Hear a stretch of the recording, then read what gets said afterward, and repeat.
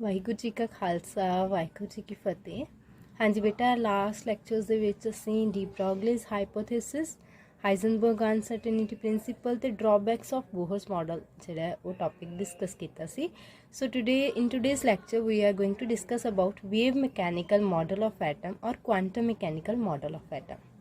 ਠੀਕ ਹੈ ਬੇਟਾ, ਐਕਚੁਅਲੀ ਜਿਹੜਾ wave mechanical model of atom ਹੈ, ਇਹਨੇ ਕਿਹਾ ਕਿ ਇਲੈਕਟ੍ਰॉन सिर्फ तो सिर्फ एक मूविंग पार्टिकल ही नहीं है, एक पार्टिकल वांगू ही बिहेव नहीं करता, it also acts as a wave. Electron इन्हें कंसिडर किया एक वेव की तरह, एक मैटर वेव की तरह। ठीक है, सो श्रोडिंजर सीगा बेटा वो साइंटिस्ट जिन्हें इलैक्ट्रॉन की मोशन नू एज वेव इक्वेशन डिस्क्राइब किया। वो इक्वेशन केड़ी है, उहदे च केड़ा साडे कोल आ रहा है, वेरीएबल आ रहे हैं, ठीक है, और केड़ा साडे कोल फंक्शन आ रहा है, उहदे बारे असीं गल करांगे। क्लीयर? हाँ जी, सो बेटा श्रोडिंजर वेव इक्वेशन है जिन्होंने असीं मैकेनिकल वेव इक्वेशन भी बोलते हैं या प्रोबेबिलिटी वेव इक्वेशन भी बोलते हैं। सो एक ही है D square psi by D X square plus D square psi by D Y square plus D square psi by D Z square plus 8 pi square M square over H into E minus V psi is equal to 0। So बेटा इत्थे जाई की है, जाई साडे कोल wave function, की बोलना तुसीं इहनूं wave function. So d by D x, d by D y, d by d z, ये तुसीं पढ़ोगे कि ये डिफरेंशिएशन हुंदी है। ठीक है, इत्थे डबल डिफरेंशिएशन कीती हुई है, तुसीं ये मैथ्स दे विच ज़्यादा वधिया तरीके नाल पढ़ोगे। सिलेबस दे विच ये श्रोडिंजर वेव इक्वेशन तुहानूं ज़्यादा एक्सप्लेनेशन इहदी नहीं हैगी।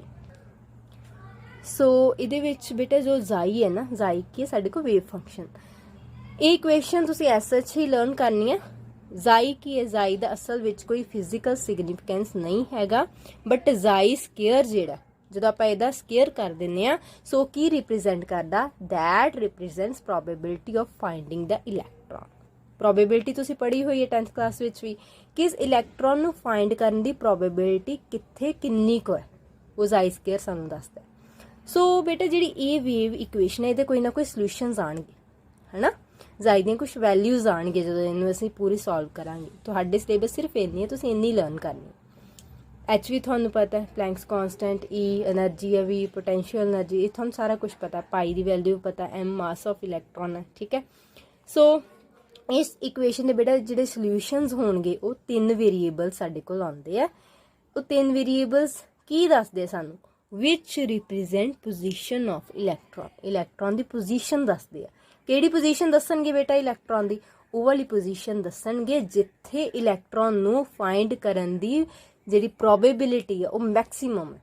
ਹੁਣ ਐਟਮ ਹੈ ਨਾ, ਐਟਮ ਤੁਹਾਨੂੰ ਪਤਾ 3D ਹੈ, ਠੀਕ ਹੈ, ਸਫੈਰੀਕਲ ਹੁੰਦਾ, ਆਪਾਂ ਸ਼ੇਪ ਚ ਮੰਨਦੇ ਆ ਐਟਮ। ਤੇ ਹੁਣ ਐਟਮ ਦੇ ਵਿੱਚ ਇਲੈਕਟ੍ਰੋਨ ਕਿੱਥੇ ਪ੍ਰੈਜ਼ੈਂਟ ਹੈ, ਐਜ਼ ਏ ਵੇਵ ਹੈ ਨਾ। ਸਪੋਜ਼ ਕਰੋ ਇਹ ਨਿਊਕਲੀਅਸ ਆ, ਇਲੈਕਟ੍ਰੋਨ ਐਜ਼ ਏ ਵੇਵ ਇੱਧਰ ਨੂੰ ਵੀ ਘੁੰਮ ਸਕਦਾ, ਇੱਧਰ ਨੂੰ ਵੀ ਘੁੰਮ ਸਕਦਾ, ਇੱਧਰ ਨੂੰ ਵੀ ਘੁੰਮ ਸਕਦਾ।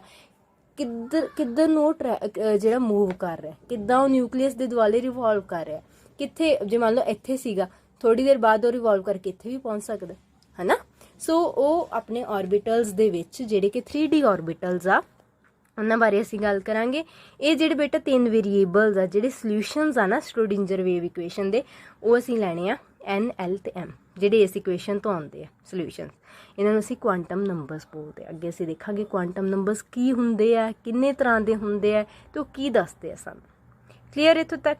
ਸੋ ਬੇਟਾ ਕੁਆਂਟਮ ਨੰਬਰਸ, ਸਭ ਤੋਂ ਪਹਿਲਾਂ ਕਿ ਕੁਆਂਟਮ ਨੰਬਰਸ ਕੀ ਹੈ, ਸਾਨੂੰ ਲੋਕੇਸ਼ਨ ਦੱਸਦੇ ਆ ਇਲੈਕਟ੍ਰੋਨ ਦੀ। ਲੋਕੇਸ਼ਨ ਮਤਲਬ ਕਿਹੜੀ ਜਗ੍ਹਾ ਤੇ ਇਲੈਕਟ੍ਰੋਨ, ਮਤਲਬ ਜਿੱਥੇ ਇਲੈਕਟ੍ਰੋਨ ਨੂੰ ਫਾਈਂਡ ਕਰਨ ਦੀ ਪ੍ਰੋਬੇਬਿਲਿਟੀ ਮੈਕਸਿਮਮ ਆ, ਉਹ ਵਾਲੀਆਂ ਲੋਕੇਸ਼ਨਸ ਦੱਸਦੇ ਆ। ਠੀਕ ਹੈ, ਕੁਆਂਟਮ ਨੰਬਰਸ ਹੈ ਕਿਹੜੇ ਕਿਹੜੇ ਵੈਸੇ, N, L, M ਤੇ ਆਏ ਹੋਗੇ, ਇੱਕ ਹੁੰਦਾ S। ਇਹ 4 ਕੁਆਂਟਮ ਨੰਬਰਸ ਆ, ਇਹਨਾਂ ਦੇ ਕੀ ਨਾਮ ਹੈ, ਕੀ ਇਹ ਦੱਸਦੇ ਆ, ਇਹਨਾਂ ਦੀਆਂ ਵੈਲਿਊਜ਼ ਕਿਸ ਤਰ੍ਹਾਂ ਦੀਆਂ ਹੋ ਸਕਦੀਆਂ, ਆਪਾਂ ਸਾਰਾ ਡਿਸਕਸ ਕਰਾਂਗੇ। ਸੋ ਇਲੈਕਟ੍ਰੋਨ ਬੇਟਾ, ਇਲੈਕਟ੍ਰੋਨ ਕਿੱਦਾਂ ਬਿਹੇਵ ਕਰਦੇ ਆ, ਵੇਵਸ ਵਾਂਗੂ ਬਿਹੇਵ ਕਰਦੇ ਆ। ਸੋ ਇਲੈਕਟ੍ਰੋਨ ਡੋਂਟ ਰਿਵੋਲਵ ਇਨ ਸ਼ੈਲਸ ਔਰ ਔਰਬਿਟ। ਪਹਿਲਾਂ ਤੁਸੀਂ ਕੀ ਪੜ੍ਹਦੇ ਆਏ ਹੋ ਜੀ, ਸ਼ੈਲ ਹੁੰਦੇ ਆ, KLM ਸ਼ੈਲ ਹੁੰਦੇ ਆ, ਹੈ ਨਾ, ਉਹਨਾਂ ਦੇ ਵਿੱਚ ਇਲੈਕਟ੍ਰੋਨ ਜਿਹੜੇ ਆ ਰਿਵੋਲਵ ਕਰਦੇ ਆ। ਬਟ ਇੱਥੇ ਕੋਈ ਸ਼ੈਲ ਜਾਂ ਔਰਬਿਟ ਦੀ ਗੱਲ ਨਹੀਂ ਕੀਤੀ, ਇਲੈਕਟ੍ਰੋਨ ਤਾਂ ਵੇਵ ਵਾਂਗੂ ਬਿਹੇਵ ਕਰ ਰਹੇ। ਠੀਕ ਹੈ, ਸੋ ਇੱਕ ਪਾਰਟੀਕਲ ਦੀ ਤਰ੍ਹਾਂ ਨਾ ਹੋ ਕੇ ਉਹ ਐਜ਼ ਏ ਵੇਵ ਜਿਹੜੇ ਆ ਨਿਊਕਲੀਅਸ ਦੁਆਲੇ ਉਹ ਰਿਵੋਲਵ ਕਰਦੇ ਆ। ਠੀਕ ਹੈ, सो इलैक्ट्रॉन काहदे च मूव करते हैं, फिर इलैक्ट्रॉन करते हैं मूव ना तो शैल विच ना ऑर्बिट, ये करते ऑर्बिटल। ऑर्बिटल की है बेटा, ऑर्बिटल एक 3 ਡਾਇਮੈਂਸ਼ਨਲ स्पेस आ ਜਿਹਦੇ ਵਿੱਚ ਇਲੈਕਟ੍ਰੋਨ ਨੂੰ फाइंड ਕਰਨ ਦੀ ਪ੍ਰੋਬੇਬਿਲਿਟੀ ਮੈਕਸਿਮਮ। ऑर्बिटल की है 3 ਡਾਇਮੈਂਸ਼ਨਲ स्पेस, क्योंकि ਇੱਥੇ ਆਪਾਂ ਹੁਣ ਨਾ 2D ਦੀ ਤੇ ਆਪਾਂ ਗੱਲ ਹੀ ਨਹੀਂ ਕਰਨੀ। ਆਪਾਂ ऑर्बिट ਜਿਵੇਂ ਆਪਾਂ ਸਰਕਲ ਕਰਕੇ ਡਰਾ ਕਰਕੇ ਤੁਹਾਨੂੰ ਦੱਸ ਦਿੰਦੇ ਸੀ ਉੱਦਾਂ ਦੀ ਗੱਲ ਹੁਣ ਆਪਾਂ ਨਹੀਂ ਕਰਨੀ ਆਪਾਂ, ਕਿਉਂਕਿ ਕੁਆਂਟਮ ਮਕੈਨੀਕਲ ਮਾਡਲ ਕਰ ਰਹੇ ਹਾਂ। ਉਹਦੀ ਸ਼੍ਰੋਡਿੰਜਰ ਵੇਵ ਇਕੁਏਸ਼ਨ ਜਾਂ ਮਕੈਨੀਕਲ ਵੇਵ ਇਕੁਏਸ਼ਨ ਕੀਤੀ ਸੀ, ਜਿਹਨੇ ਸਾਨੂੰ ਦੱਸਿਆ ਸੀਗਾ ਕਿ ਇਸ ਤਰ੍ਹਾਂ ਦੀ ਇਕੁਏਸ਼ਨ ਹੁੰਦੀ ਹੈ ਜਿਹਦੇ ਵਿੱਚ ਜ਼ਾਈ ਦੇ ਜਿਹੜੇ ਸੋਲਿਊਸ਼ਨਸ ਆ ਉਹ ਸਾਨੂੰ ਇਲੈਕਟ੍ਰੋਨ ਦੇ ਪੋਜੀਸ਼ਨ ਦੱਸਦੇ ਆ। ਸੋ ਇਹ ਵਾਲੇ ਜਿਹੜੇ ਸੋਲਿਊਸ਼ਨ ਜੀ ਸੀਗੇ, ਇਹ ਵਾਲੇ ਜਿਹੜੇ ਕੁਆਂਟਮ ਨੰਬਰਸ ਹੈ, ਠੀਕ ਹੈ, ਉਹਨਾਂ ਨੇ ਕਿਸ ਤਰ੍ਹਾਂ ਸਾਨੂੰ ਦੱਸਣਾ, ਉਹਨਾਂ ਨੇ ਦੱਸਣਾ ਕਿ ऑर्बिटल्स ਹੁੰਦੇ ਆ ਉਹ ਕੁਆਂਟਮ ਨੰਬਰਸ ਜਿਹੜੇ ਹੋਣਗੇ ਉਹ ਕੀ ਦੱਸਣਗੇ, ਉਹ ਸਾਨੂੰ ਦੱਸਣਗੇ ਕਿ ਲੋਕੇਸ਼ਨ ਕੀ ਹੈ ਇਲੈਕਟ੍ਰੋਨ ਦੀ। ਇਹ ਤੇ ऑर्बिट ਦੀ ਗੱਲ ਸ਼ੈਲ ਦੀ ਗੱਲ ਨਾ ਕਰਕੇ ਅਸੀਂ ਗੱਲ ਕਰਾਂਗੇ ऑर्बिटल्स ਦੀ ਗੱਲ। ऑर्बिटल्स ਕੀ ਹੁੰਦੇ ਦੁਬਾਰਾ ਮੈਂ ਦੱਸ ਰਹੀ ਹਾਂ, 3 ਡਾਇਮੈਂਸ਼ਨਲ ਸਪੇਸ ਹੈ ਜਿਹਦੇ ਵਿੱਚ ਅਸੀਂ ਇਲੈਕਟ੍ਰੋਨ ਨੂੰ ਫਾइंड ਕਰਨ ਦੀ ਪ੍ਰੋਬੇਬਿਲਿਟੀ ਅਸੀਂ ਕੀ ਮੰਨ ਕੇ ਚੱਲਦੇ ਆ ਕਿ ਉੱਥੇ ਮੈਕਸਿਮਮ ਹੁੰਦੀ ਹੈ। ਕਲੀਅਰ। ਸੋ ਸਭ ਤੋਂ ਪਹਿਲਾਂ ਬੇਟਾ ਸਾਡੇ ਕੋਲ ਆਉਂਦਾ ਪ੍ਰਿੰਸੀਪਲ ਕੁਆਂਟਮ ਨੰਬਰ n ਦੇ ਨਾਲ, ਸਮਾਲ n ਦੇ ਨਾਲ ਅਸੀਂ ਇਹਨੂੰ ਰਿਪਰੈਜ਼ੈਂਟ ਕਰਦੇ ਹਾਂ। ਇਹ ਸਾਨੂੰ ਬੇਟਾ ਦੱਸਦਾ એનર્ਜੀ ਆਫ ऑर्बिटल, ਔਰ ਇਹ ਸਾਨੂੰ ऑर्बिटल ਦਾ ਸਾਈਜ਼ ਵੀ ਦੱਸਦਾ। ਕੀ ਦੱਸਦਾ? એનર્ਜੀ ਦੱਸਦਾ, ਸਾਈਜ਼ ਦੱਸਦਾ। n ਹਮੇਸ਼ਾ ਬੇਟਾ ਪੋਜ਼ਿਟਿਵ ਇੰਟੀਜਰ ਹੁੰਦਾ। ਫॉर एग्जाम्पल n ਦੀ value 1 2 3 4 up to so on ਹੋ ਸਕਦੀ ਹੈ। ਜਿਉਂ-ਜਿਉਂ ਬੇਟਾ n ਦੀ ਵੈਲਿਊ ਵੱਧਦੀ ਹੈ, as the value of n increases, its ਜਿਹੜਾ ऑर्बिटल ਦਾ ਸਾਈਜ਼ ਉਹ ਵੀ ਵਧੇਗਾ ਤੇ ਉਹਦੀ એનર્ਜੀ ਵੀ ਵਧੇਗੀ। ਕਲੀਅਰ ਹੈ ਨਾ। ਸੋ ਪ੍ਰਿੰਸੀਪਲ ਕੁਆਂਟਮ ਨੰਬਰ ਬਾਰੇ ਤੁਹਾਨੂੰ ਪਤਾ ਹੋਣਾ ਚਾਹੀਦਾ ਹੈ ਕਿ ਇਹਦੀ ਵੈਲਿਊ ਕਿੱਥੋਂ ਸ਼ੁਰੂ ਹੁੰਦੀ ਹੈ, ਪੋਜ਼ਿਟਿਵ ਇੰਟੀਜਰ ਹੈ, ਔਰ એનર્ਜੀ ਵੀ ਦੱਸਦਾ ਹੈ, ਸਾਈਜ਼ ਵੀ ਦੱਸਦਾ ਹੈ ऑर्बिटल ਦਾ। ਕਲੀਅਰ ਬੇਟਾ। ਨੈਕਸਟ ਆਉਂਦਾ azimuthal, L, small l। Azimuthal quantum number ਵੀ ਬੋਲਦੇ ਆ, ਐਂਗੂਲਰ ਮੋਮੈਂਟਮ ਕੁਆਂਟਮ ਨੰਬਰ ਵੀ ਬੋਲਦੇ ਆ। ਇਹ ਕੀ ਦੱਸਦਾ? ਇਹ ਦੱਸਦਾ ਸ਼ੇਪ ਆਫ ऑर्बिटल। ਉਹ ਕੀ ਦੱਸਦਾ ਸੀ? એનર્ਜੀ ਤੇ ਸਾਈਜ਼। ਇਹ ਦੱਸੂਗਾ ਸ਼ੇਪ। ਹੁਣ ਬੇਟਾ ਮੰਨ ਲਓ ਤੁਸੀਂ ਕੌਨਫੀਗਰੇਸ਼ਨ ਕੀਤੇ ਆ, ਤੁਹਾਨੂੰ ਮੈਂ ਕੈਮੀਕਲ ਬੌਂਡਿੰਗ ਚ ਕਰਾਈਆਂ ਹੋਈ ਥੋੜਾ ਬਹੁਤਾ ਸ਼ੈਲਸ ਬਾਰੇ ਵੀ ਦੱਸਿਆ ਹੋਇਆ ਸੀ, ਹੈ ਨਾ। ਹੁਣ ਜੇ ਮੰਨ ਲਓ ਐਜ਼ੀਮੂਥਲ ਕੁਆਂਟਮ ਨੰਬਰ ਦੀ ਵੈਲਿਊ 0 ਹੈ ਤੇ ਤੁਸੀਂ ਉਹਦਾ ਜਿਹੜਾ ਸਬ ਸ਼ੈਲ ਹੈ, ਸ਼ੈਲ ਜਿਹੜਾ ਨੇਮ ਹੈ, ਉਹ ਤੁਸੀਂ ਦੇਣਾ S। ਕੀ ਨਾਮ ਦੇਣਾ? S। 1 ਹੋਵੇ L ਦੀ ਵੈਲਿਊ, ਤੁਸੀਂ ਕਹਿਣਾ P ਸਬ ਸ਼ੈਲ, ਠੀਕ ਹੈ। 2 ਹੋਵੇ ਤੁਸੀਂ D ਕਹਿਣਾ, 3 ਹੋਵੇ F ਕਹਿਣਾ, 4 ਹੋਵੇ G ਕਹਿਣਾ, 5 ਹੋਵੇ H ਕਹਿਣਾ, ਵੱਧਦੇ ਜਾਣਾ S P D F G H I, ਠੀਕ ਹੈ। ਆਪਾਂ ਅੱਗੇ ਤੱਕ ਪਹੁੰਚਣਾ ਹੀ ਨਹੀਂ ਕਿਉਂਕਿ ਇੰਨੇ ਆਪਣੇ ਕੋਲ ਐਲੀਮੈਂਟਸ ਹੀ ਨਹੀਂ ਡਿਸਕਵਰ ਹੋਏ, ਇੰਨੀ ਕੌਨਫੀਗਰੇਸ਼ਨ ਤੱਕ ਆਪਾਂ ਪਹੁੰਚਣਾ ਹੀ ਨਹੀਂ। ਸੋ ਸਫੈਰੀਕਲ S ਦੀ ਬੇਟਾ ਜਿਹੜੀ ਸ਼ੇਪ ਆ ਕੀ ਹੁੰਦੀ ਹੈ? ਸਫੈਰੀਕਲ। ਇੱਦਾਂ ਸਫੀਅਰ ਬਾਲ ਦੇਖੀ ਨਾ, ਉਹ ਸ਼ੇਪ ਤੁਹਾਨੂੰ ਮੈਂ ਸ਼ੇਪਸ ਕਰਵਾਈਆਂ ਵੀ ਸੀ, ਹੈ ਨਾ, ਉਹ ਲੈਕਚਰ ਦੇ ਵਿੱਚ, ਤੁਸੀਂ ਉਹ ਜ਼ਰੂਰ ਦੇਖਣਾ ਪੇਜ। P ਦੀ ਜਿਹੜੀ ਸ਼ੇਪ ਹੁੰਦੀ ਡੰਬਲ, ਇਸ ਤਰ੍ਹਾਂ ਕਰਕੇ ਐਕਸਿਸ ਨਾਲ ਆਪਾਂ ਡਰਾ ਕੀਤੇ ਸੀ, PX PY PZ। D ਦੀ ਹੁੰਦੀ ਹੈ double dumbbell, DXY DYZ DXZ DX square minus Y square DZ square, ਇਹ 5 ਵੀ ਕੀਤੇ ਸੀ।